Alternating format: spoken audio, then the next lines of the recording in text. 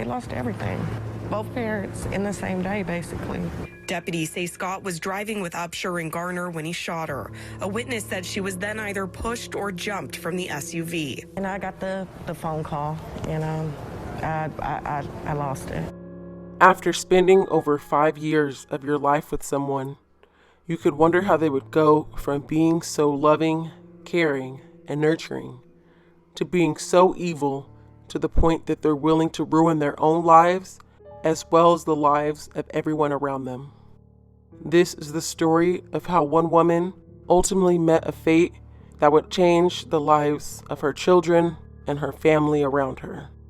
Welcome to BaasetCrimez. Remember to hit the like, subscribe, and hit that bell. Garner, North Carolina is a small suburb of Raleigh with a population of about 32,000 people. It is a very small, intimate city in which a lot of the residents were born and raised there.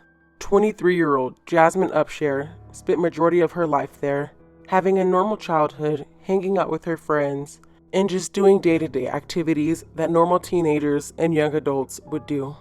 Jasmine's friends and family would describe her as shy, loving, but attentive.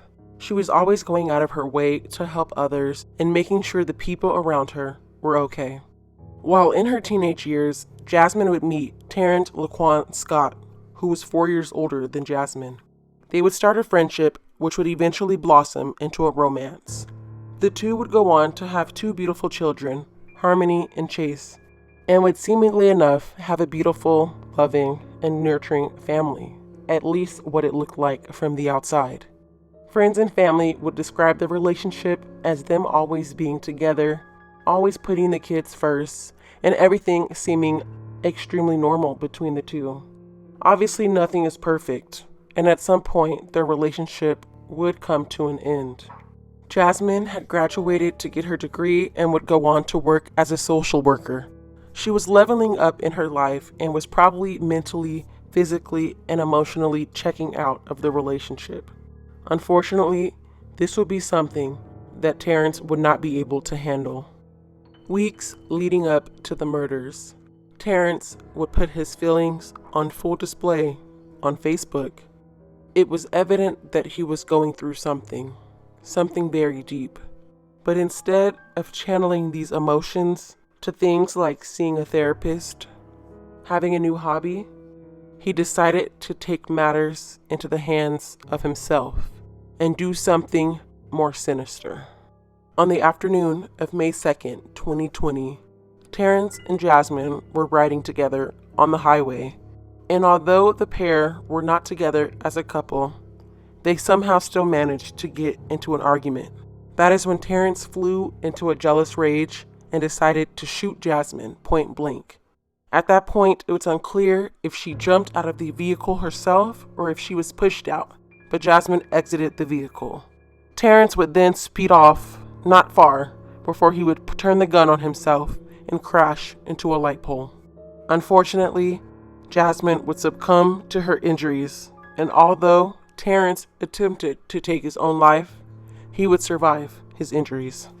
The investigators say that they actually found a woman shot to death in this intersection here near Auburn-Knightdale Road, and just a few hundred yards down they found this vehicle with the man behind the wheel.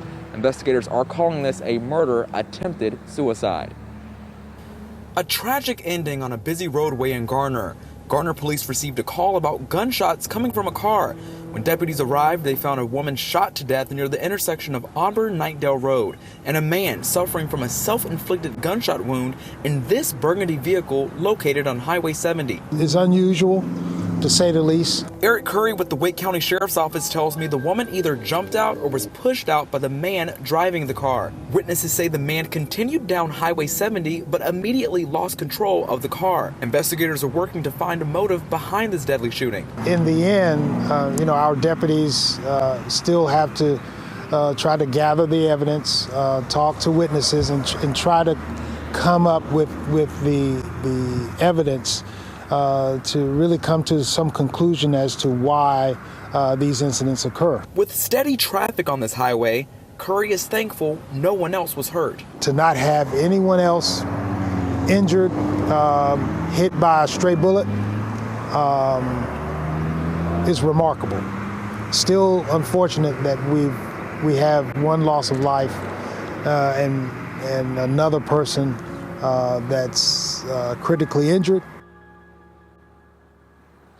Now, we are working to find out the identities of these two and if there's any relation between those two. The man involved in the shooting is at Wakeman Hospital with critical injuries. Julian. Very tragic story. Aaron Thomas live in Garner for us tonight. Thank you. Terrance would spend about 4 months in the hospital before finally facing arraignment on murder charges. It's unfortunate what happened to Jasmine. All everyone wanted was answers. No one could understand why this could happen to someone who was so sweet and so caring. Yeah, Angela, as you can imagine, they said it was very difficult for them to come to court today to see him appear, as they also still have many unanswered questions. I don't understand why.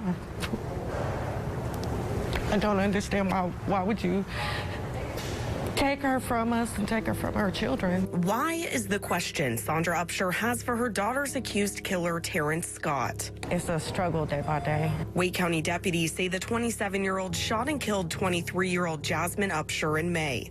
Her mom says the two had recently broke up after dating for several years.